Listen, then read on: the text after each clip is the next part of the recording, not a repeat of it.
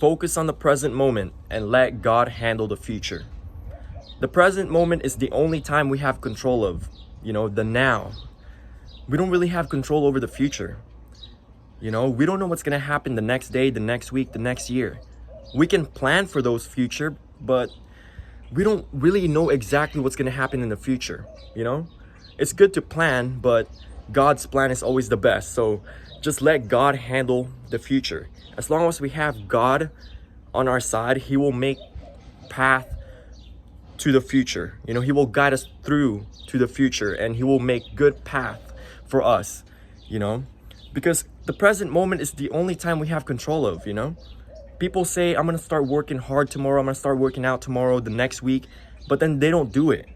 Start working out now, start working hard now, because that's all we have control of, the present time, the now. So start doing it now. Focus on what you can control of. You don't really have control of tomorrow. You could die tomorrow. So just keep that in mind. You could die tomorrow.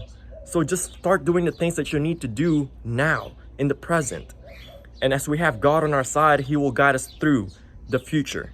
And, because sometimes when people are so focused on the future, they tend to be misdirected in life. They tend to part from God and, follow themselves most of the time, And sometimes the future is, and it happens that they end up the wrong path because they are away from God, and they tend to put themselves first. They think that they know better than what God has for them in the future. I'm gonna do this, I'm gonna do that, I'm gonna do that in the future. It's good to be ambitious. It's good that you have ambitions in life, but if you leave those ambitions to God, God's way of you becoming successful in the future is the best. God's timing is the best. So just leave those ambitions to God, and He will make path for you in the future. All you can do right now is work hard.